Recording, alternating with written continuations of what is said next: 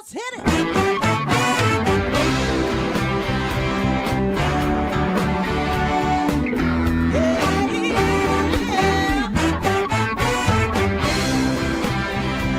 Well, hi everyone, and welcome to Alzheimer Speaks Radio. I'm your host, Lori LeBay, and I'm so excited that you're joining us today. We are going to have a fascinating conversation as usual as we learn from people all around the world at all ages and stages of life. Stay tuned as we shift our dementia care from crisis to comfort. Here we go. What you think about, you will bring about the mental change. We will. Hi, everyone, and welcome back to Alzheimer Speaks Radio. I'm your host, Lori LeBay, and I'm thrilled you're here to join us today. If you're new to our show, we are about sound information, not just sound bites. We want to talk with people in the trenches who are making a difference. And, maybe you can be our next guest. We welcome everybody here. So just reach out to me at radio@alzheimerspeaks.com. I would love to talk to you about what you're doing. Also, if you liked our opening music, it's called Clarion Call by the Mark Arneson Band, and you can download that on any of your favorite music platforms. Now, before I introduce our guest today, which I'm so excited to talk to, we are going to be talking about a new ventures challenge with Maude's Ventures. And before we get into that, I like to do a shout out to a couple of organizations. One is the Memory Cafe Directory, which I'm really excited about because there are some memory cafes that are now meeting in person again. And you can find out which ones are still online or are meeting in person by going to memorycafedirectory.com. I also want to shout out to Dementia Map, which is our global resource directory that we recently launched that is ideal for people living with dementia, their care partners, both family and professionals. We welcome all levels of care and services, products, and tools. So check it out. There's also an events calendar on there and so much more. So go to dementiamap.com.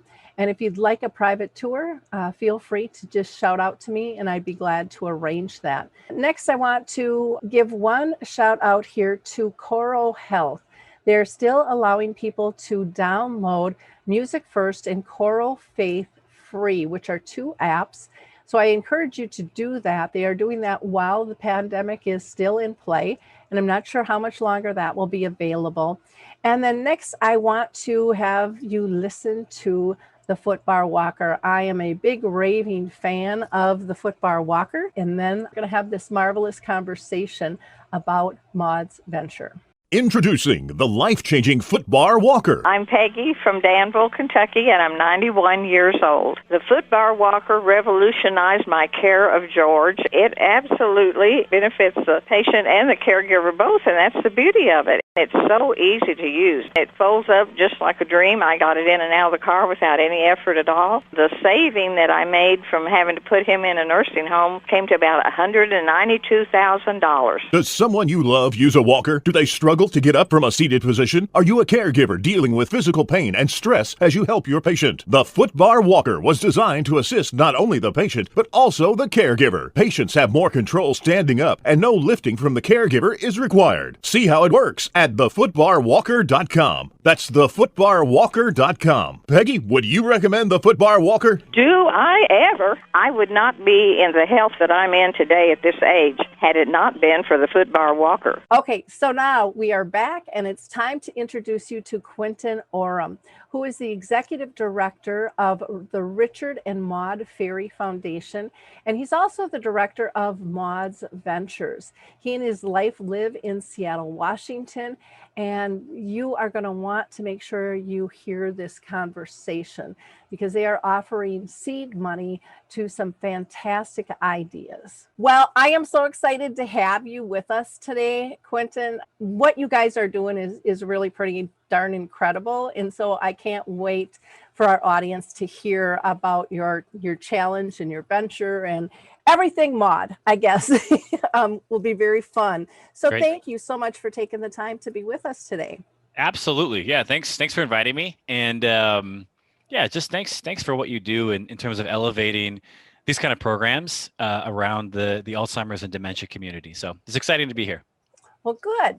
Well, why don't you give us a little bit of background on how you've personally been touched by dementia in your own family and circle of friends? That's a question I ask everybody. So Yeah, great. So, we're talking today about something called Maude's Ventures, and Maude is my grandmother, and she was diagnosed with Alzheimer's 8 years ago, and it has been devastating in terms of the way in which it has advanced in her life. And at this point in her life, she spends most of her life in a wheelchair or in bed, and it's hard for me to remember the last time that I heard her say anything. If she smiles, that is the highlight of our month.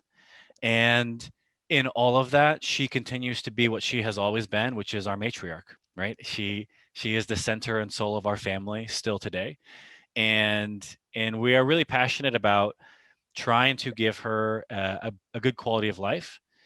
But that passion is really spearheaded by my grandfather, Richard, who has been married to my grandmother for 65 years. We just celebrated their 65th wedding anniversary recently, which is amazing. And he is especially committed to trying to find ways to advance care while we wait for a cure, because billions of dollars have been spent in trying to provide a cure. I think that's really valuable dollars spent and investment. Until then, we just want to provide people like my grandmother the best quality of life possible. And so that's sort of become a part of our family's mission. very cool. That's how I Yeah. got in this space. Yeah. With my mom, lived with dementia for 30 years. And I'm just going to make a comment on, you had said, your grandma's kind of quiet now. Yeah. And a smile kind of brightens up the whole family every time something like that happens. And I guess we got to that point too, and really learn to appreciate the value of the quiet time and the peacefulness, and kind of living in their peacefulness, because Mhm. sometimes our world just gets so crazy. To me, that was really a big gift that dementia taught me and allowed me to have, because I was one of those whipping around, doing this, doing that all the time. Sure. And you really get to look at the world differently, and people, and how you're connected and at what level you're connected. And I love that your family is really trying to kind of level off the playing field a little bit between the cure versus care, and complement that, because it's so important. As much as everybody wants a cure, everybody wants help today and tomorrow as these diagnoses come up. And again, this disease isn't just one person. This is family and friends and huge circles that within our community that are affected by that one person in our life. And so thank you guys for your mission and in your passion, to make a difference. Why don't you dive a little bit deeper into the story of Maude's Ventures? You've got Maude's Awards. Maybe I should actually have you kind of talk about the foundation and what's under that, and then we'll dive deeper into the ventures. Does that make sense? Yeah, absolutely. So my day job is running and leading my grandparents' foundation, the Richard and Maude Ferry Foundation, which has a few areas of focus, and one of those is care for people who are living with dementia. And there have been some really interesting initiatives that have come from this focus of the foundation.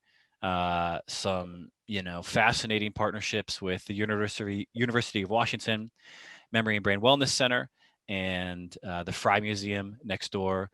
And we recently, last year, launched something called Maude's Awards, which is trying to celebrate people who are doing amazing things already in the world of dementia and Alzheimer's, and trying to specifically improve the quality of life for people who are living with dementia.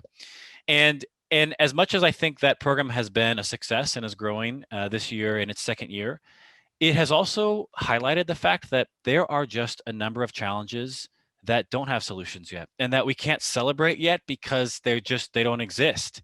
And that, I think, is the real spirit of Maude's Ventures, which is how can we provide seed capital so that creative people can feel like they have the financial resources and backing to take a risk and to do something new, to create something new, to fill a need that hasn't been met yet. And, you know, I have one experience of this, which is watching my grandparents, live with dementia together.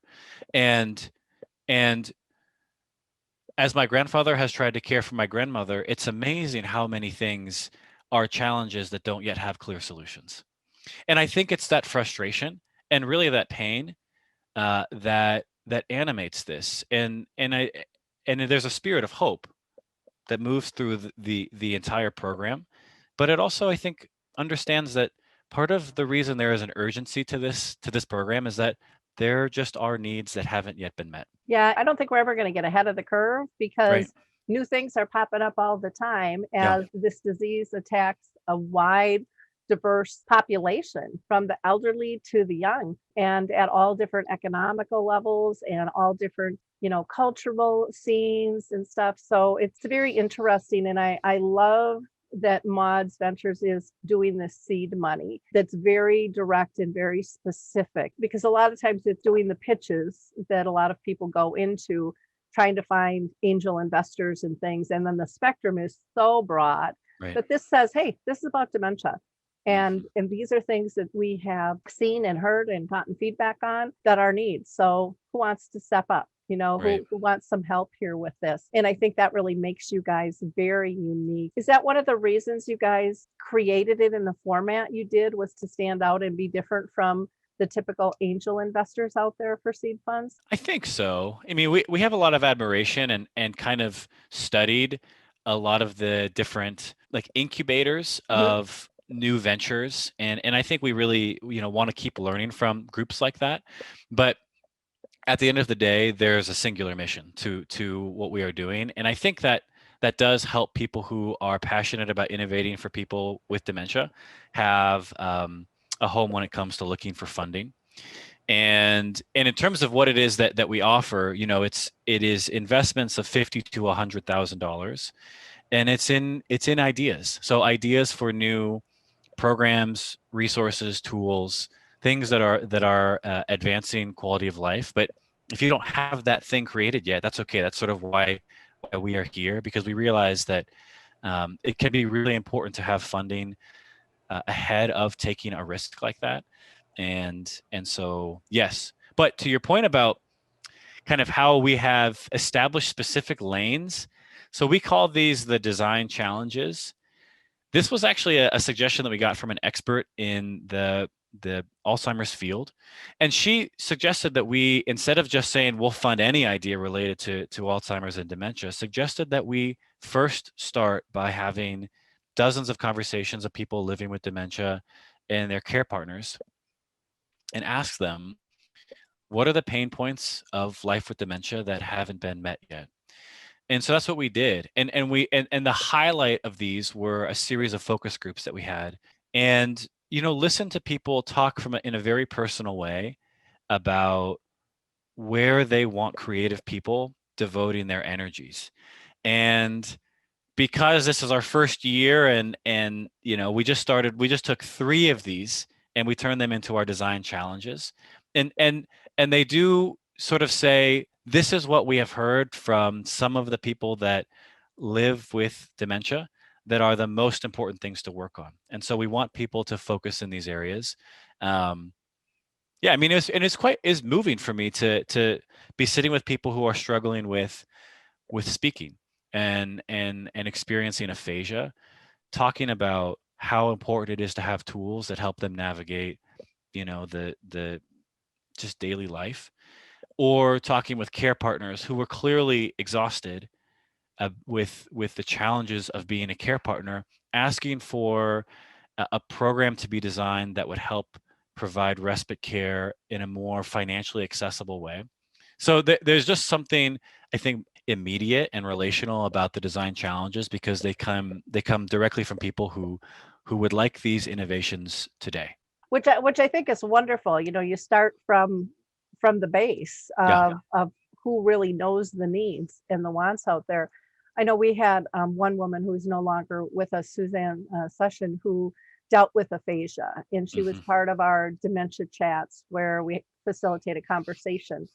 And it was amazing. One of the things that we talked about with her was with her aphasia, how she felt like she struggled, but the rest of us, it really forced us to be in the moment. Yeah. And we could follow and track what she was saying because we actually were paying attention. We weren't multitasking and all of those things, but not everybody's willing to do that. And again, it's about how the person with that symptom feels. We have to be able to communicate that to them. So I think that that's a wonderful design tool that you're targeting, because so many people are just afraid of someone who can't get their words in order or make sense. I mean, some people are literally frightened by that. And how do we get over that? Because they're still great people inside that body and still want to communicate and be part, of life. So it'll be exciting to see what you get in terms of responses, for that element. You'd also talked about kind of respite programs. Did you have anything particular in mind? I mean, there's so much going on.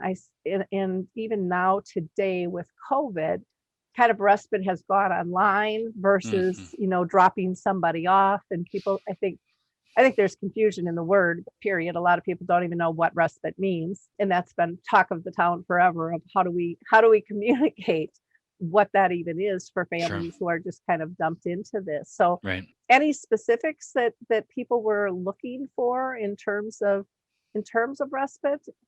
Yeah. I mean, so this is a good question in a couple ways. One is if you go to our website, we have tried to give some specific feedback from these conversations that give a little bit of specific shape to each of the 3 design challenges and the voice of people who have lifted up these challenges and in which we try to answer questions like this for each of the design challenges. For the respite care one, the thing that we heard most is that there seems to be either no respite care if you can't afford sort of respite care on a the way that it's often presented now, or like full scale respite care, and that in the middle, in between, sort of little gaps of time are really hard to find care for. And so that was something that at least the people that we were talking with really wish there was a resource and a tool that would give them access to someone whom they could trust, who could come quickly and affordably to provide a couple hours at the time and rhythm that is natural to life, which is not a clear time and rhythm. And it feels to many caregivers that version of respite care that is sort of adaptable and responsive to the specific moments of life doesn't exist in a way that is affordable. And so that is one set of directions that we got on this particular design challenge. And I think, there are other ways though to take this challenge and to present a solution to it. Well, it is. It's kind of hard because you don't want to tie somebody down to saying this is it. Yeah. Because I think part of the biggest gift to any of these challenges is enabling people's creativity. Absolutely. To get out of the box, really talk to people, see what the needs are. And you're exactly right. People want to have respite. It's like, okay, you have to sign a contract for X amount of hours. Right. And I get that because people have to staff, but yet it doesn't necessarily meet the needs. And all of a sudden you're using something because you have to, not because it fits into your life at that time. And like you said, the match and the spontaneity sometimes are just really, really critical to people. So I think that's a wonderful one. Now, you also have one on adaptive clothing. Yeah. And can you talk a little bit about that one as well? Yeah, this one, admittedly has a greater influence from my grandmother than any of the other design challenges, and they all, I think, flowed from these relationships and conversations. But this one, I think, resonates in particular with my grandmother's experience, because this is something that my grandparents have really struggled with, to find adaptive clothing that is dignified, that are the kinds of things that my grandmother would want to be dressed in if she could choose for herself. And you think about like how important it is, to have the ability to decide how you present yourself in the world. Like it's so simple, we take it for granted, but it is one of the things that is taken from us when we start to lose our capacities. And it doesn't have to be that way, but so many of the adaptive clothing options that are out there are, they're just not things that any of us would choose to dress ourselves in. And I think we have become okay with that, because it is often the voice of people who would ask for something different. That voice has often been lost by the time that they are in adaptive clothing. So this is the one that's very close to our heart, and we're excited for people completely outside of the dementia world, people who are really passionate about clothing and design and fashion, to also engage in this. And we have been sharing, the Maude's ventures with certain design and clothing schools, in hopes that people who maybe don't have a personal connection with this can hear the design challenge, can read some of the comments from people who resonate with this being a challenge, and design something that otherwise they wouldn't have considered creating. So Well, I love that because I mean, especially if you're getting into schools, the energy levels, off the roof, yeah, with stuff like this, and as well as the creativity, and they haven't learned the right from wrong, and this is the way it has to be done. hmm I can sympathize with your family struggling with this, because I had the same thing with my mom. I mean, I can't tell you how long I struggled just over a bra with my mom, that independence of her being able to do that. hmm And now she couldn't hook it in the back. And we tried it in the front. And I mean, we tried all different types of things. And there just wasn't an option. yeah, But for her, she didn't want to wear a camisole. She didn't want to just be hanging, that wasn't dignified, for her. And to really take that in, because that was so frustrating, and it was really downright depressing and made her angry yeah, to lose that ability to do something that was so normal and so standard. And as much as women don't like wearing their bras, was something it was a pride thing, right, it was a dignity thing. And men are the same way. And there are things out there with Velcro, which is nice, but sometimes they forget to like add the buttons or just the detail that hides that it is a Velcro thing. It's just a get it on, get it off type thing, or the big moo-moos for the women, flip it over sure, their head and yeah, and take it off, which again, people appreciate, but it's not stylish. mm, And not only is it, I think, a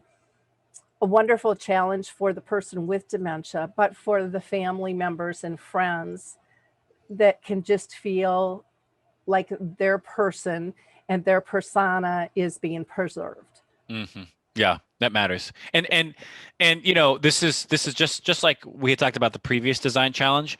There are multiple ways to take this. So one of the ways that someone who wants to design for this challenge and create a proposal could take it is the specific kind of clothing that's required for someone who spends their entire day in a wheelchair, which is very different than someone who is still dressing themselves.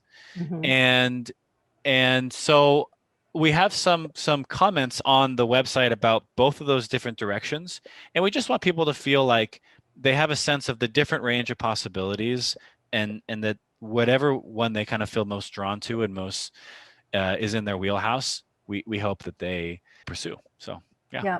Well, and the thing with all three of these, with the aphasia, with the clothing design, and even with respite, I've always had this saying for myself, is that what's good for dementia is good for the rest of the world. And so Mm, much of what would be designed here can overflow into so many other areas of life, and not even necessarily disease categories either. When it comes to respite, there's needs at all levels of life for that, that it could be applied to. With adaptive clothing, there's so many different situations and different types of disabilities, from physical disabilities to neurological disabilities that don't allow someone to be able to dress themselves. And with the aphasia, that's huge too. That's not just a dementia thing. I mean, strokes and traumatic brain injuries, all of those things can cause difficulties in speaking and change speech patterns and things. So I think that's a really good point, and I love what you said. I had never heard that what's good for dementia is good for the mhm, world. I mean, and this is, we are offering funding to anybody. So an individual, a nonprofit, but also for-profit organizations. And the reason I bring that up is that we think there are real market opportunities here. I mean, if you take, for example, just the clothing, if it is true, as we have sort of come to the conclusion that there isn't really a good option for stylish adaptive clothing, and if it's true, what you say, that there are people, as a wide range of people besides just those who are living with dementia, who really could use this, we want people who are entrepreneurial to think, hey, this seed money could be the start of a business, and could be the start of something where there's an opportunity to create something that could grow, that could make money, that could employ people. I mean, the heart of this foundation comes from my grandfather's experience in the corporate world, founding a company which he then took public. So we hope people think in a way that is also commercial. You don't have to, if you're a nonprofit and you don't have a way of monetizing this, that's okay. We still want to hear your ideas, and that's, you may have an idea that can scale and be shared just as much as anybody else. But I just to say that you're right, there is a large market. yep. There's a larger need. So, Well, you look at, the population in general is aging, and you just look at arthritis, and fine motor skills. I mean, I'm gonna be 62 this summer, and I can tell my fine motor skills aren't what they used to be. sure. I mean, so many, my hearing isn't, my eyes. I mean, I can go on and on. But all of those things make a Mhm, difference. And mhm. in terms of the clothing I pick, I mean, I don't want something with little teeny buttons No, anymore no. because oh my gosh, or I have to look at those small little tiny buttonholes that maybe I can't see as well. I mean, all of those things apply to so many people at so many different ages and stages of life, from Mhm. young kids to grown adults, and everything in between. And so, again, I really do believe, what's good for dementia is good for everybody, because you're looking at delivering a service, you're looking at doing it in a kind, compassionate way, and you're really listening. You're not just guessing at what the needs are, but I think the key is really listening to what people are saying that they Yeah. want, and then using that creative mind that we all have. It's just a matter of, are we going to tap into it, and how much work do we want to put into it, Mm, to make a difference. So I love, what Maude's Ventures is doing for really the world, thanks. because to take this and get people excited, because I mean, I talk to people all over the world all the time, and one of the biggest things are, I'd like to do this, but, and their Mhm, but is usually, there's not the funding to get me to the next step. mhm. And the way you guys have structured stuff too, it's not as complicated. I mean, I've had friends who have done pitches, and it's like, well, I have to come up with a video, and I have to come Mhm. up with my pitch, and I have to have my media package. And it's like, people, I go back and, if it's just a single individual, are going, I don't even know what those things are, let alone Mhm. how do I pull those together? Or now I have to spend money to pull those together, to try to get this money that I need to do this, and they feel like it's taking away from them moving forward on their venture. And so, Mhm. I think the simplicity of, really looking at things at raw value, Yeah. and listening to those words on paper of, why is this important, how are you going to do this, what is the need. I think that makes it much more inclusive, Mhm. and I think you're going to see some really cool things come out of this. Yeah, we hope so. And I am certainly wired in the way of not wanting to put an undue burden on people when it comes to seeking funding, because if you have a good idea, you're probably seeking funding from multiple sources. And if everyone has an incredibly complex different set of hoops to jump through, I just think it can take away from your ability to do, your passion and your mission, which is continuing to build and design and serve people. So yeah, so everyone, folks should go and look at the application. We obviously we want people to be thoughtful with it, and we do think that more thoughtful applications will certainly be able to grab the attention of our board and the folks who are living with dementia and our care partners who are going to help us evaluate these these submissions. But yeah, we do hope that when people see the application, they think this is something I can do. And I also want to say, if you look at the design challenges and you aren't sure if your idea fits in, just call me or email me. And Laura, you're going to share my contact information? Yep. Yep. Yes. So this is my job. So I want to be here to have these conversations. And I think a 5 or 10-minute conversation can be really helpful. I was talking with someone just yesterday who has a sort of dementia-focused television subscription service. And she was trying to figure out how her idea could fit into Maude's Ventures, and initially it didn't seem like it could. But as we talked for a few minutes, we explored the idea of what it would look like to propose the idea of building a series of engaging videos for people who have aphasia to practice some of the skills that are needed in order to navigate daily life. And all of a sudden, she had a clear sense of how her idea could fit within one of these design challenges. And fit is the wrong word. It's like we want these design challenges to promote new thinking. And so for her, she had an idea, and this was an expansion of the idea thanks to one of the design challenges. So please don't hesitate to contact us. And yeah, I would love to have a conversation with anyone who has questions. So Well, see, and that's a huge difference in and of itself, being Yeah. able to get a hold of somebody who, is this a fit? Or because I think sometimes when you have an idea, and I mean, I know I've gone through this a zillion times just in the growth of Alzheimer Speaks, is I can't tell you how many times people have told me, no, you can't do that. It's not going to work. Forget Right. about it. It's never been done before. And I'm like, well, that's the perfect reason it should be tried. I mean, Mhm. that's my mentality. But when you hear that all the time, sometimes it puts you in this box. And so you need a creative mind that is open to how might that look? Yeah. And to be able to actually talk to somebody on that, not have to text, email, leave a message, but actually engage. I mean, that's the key. To me, that's the miracle at work in terms of, you made this gal go from would it fit to, oh my gosh, I can make this work. I can make Mhm. this make sense, because you have to be able to come up with the right verbiage, Right. and twist with it. But sometimes we think people aren't open to it, that you're only looking for what's been out there.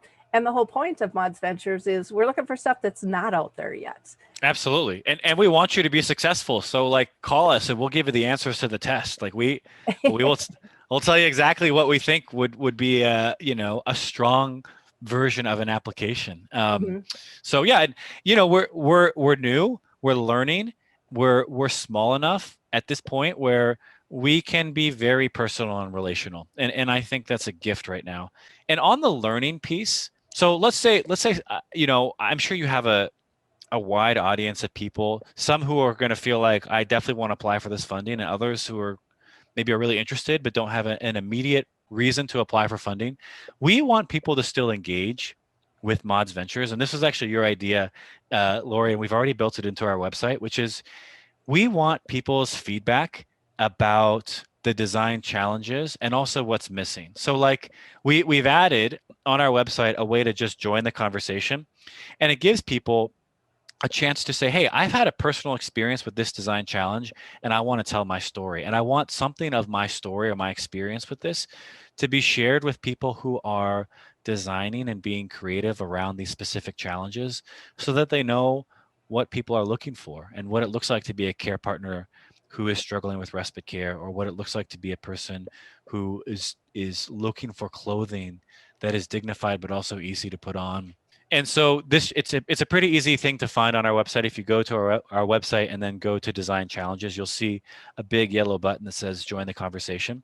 And one other thing you can do there is tell us what we're missing. So like what really important design challenge did we miss, and should we do for next year? And if there are a couple that really start to surface as popular, then those will start to inform our design challenges for next year. So we want people to feel like there are lots of different ways to engage in what we're doing, and we need all the help we can get. So I think that's fantastic. I'm glad you incorporated that. Yeah, thanks for the idea. Yeah, I think that'll be really helpful. And to our listeners, you know, maybe you're not the one that is that creative person to take that risk and do this, but you know people who are. Mm-hmm. You've had if you're in this space, you have had conversations with people you know who this might be really interesting to. Don't keep it a secret. Right. Share it. No. Reach out to them, because you know what? If they step into this space, you know, now they're going to be helping people you know too. Mm-hmm. And it's kind of fun to be able to see that growth in somebody else and see where it goes. You know, get behind them, help them out, spread the word, because that's how we make a difference in this field. Is we share. It's not about competition. You know, even though this is a competition, you know, Sure. it's a challenge. Yeah. But it really is about getting people excited about being able to make a difference, Mm-hmm. and knowing that no idea is a dumb idea.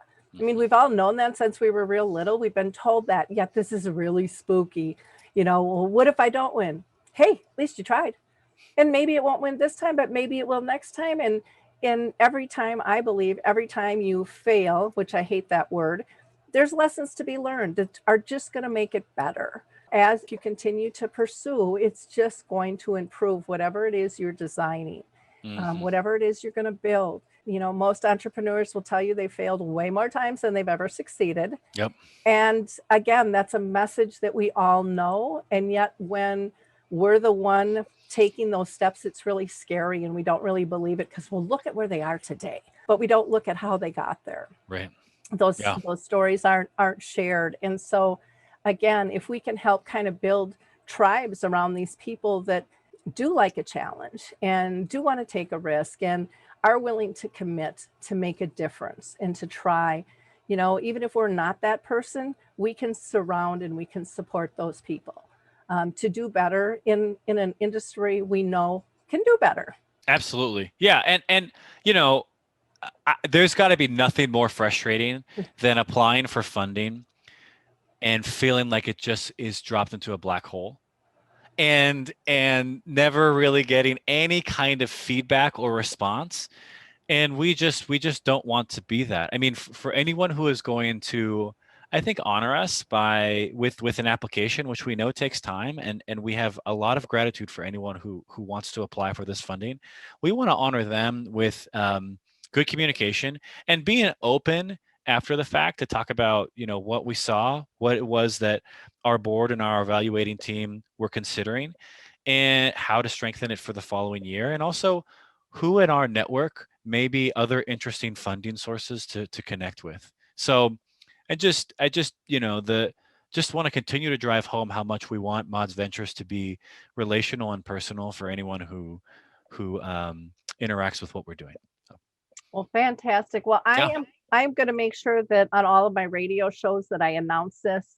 Great. And I'm going to go ahead and put a click through on all the blog posts and stuff so that people can see this. Now, how long does this challenge go for? We should probably talk about that.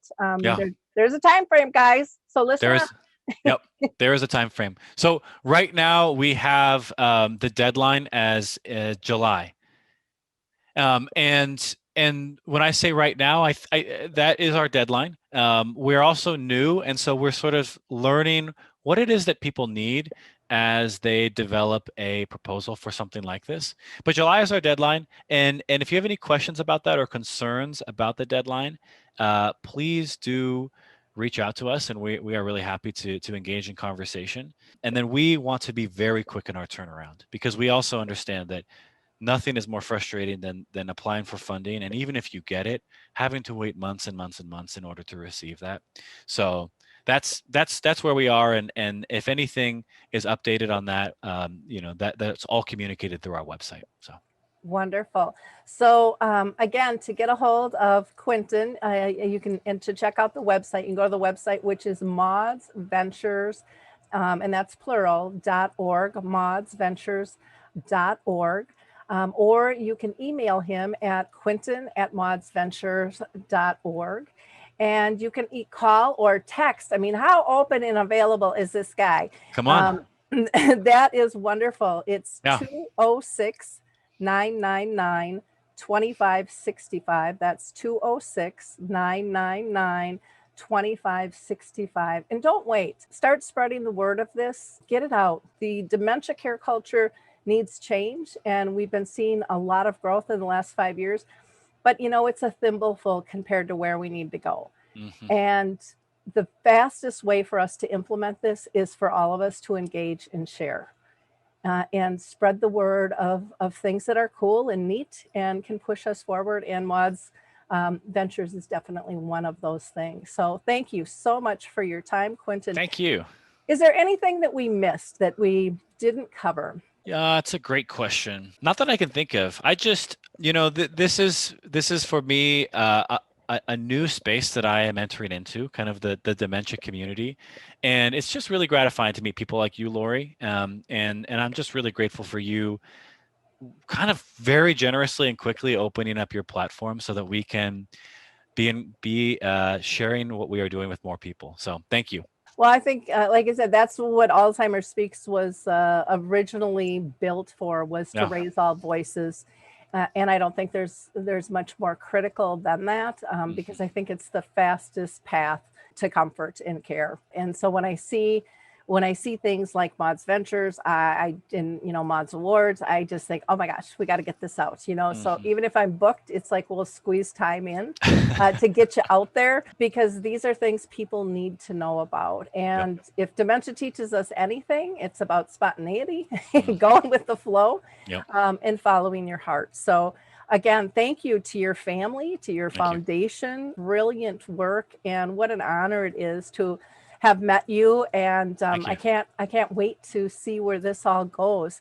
One question that some of our listeners might have, because sometimes when there are challenges like this or contests, people are looking for reviewers of applications. Are you guys all set up for that, or are you looking for people? Because there might be some people listening that might be interested if that's a place you have holes you're looking to fill. The answer is yes. So we have a wonderful team of people that are helping us review. We have our board, we have the Maude's Awards board, and then we have a team of people that are either living with dementia or our care partners. I would say that third team is filled with amazing people, and we're all basically located in Washington State. And I think Washington is amazing, but we have just one slice of perspective on the world and on the country. So if there are people outside of Washington who would be interested in being a part of our review team, we would love a conversation. Okay, so hear that. You have the contact information, everybody. So that's another reason to reach out to Quentin. Well, thank you again. I wish you the best of luck, and I'd love to have you back when you have your winners. And great, maybe that'd be fun. They could all come on and tell us about the process and where they're going with their funding. Thank you.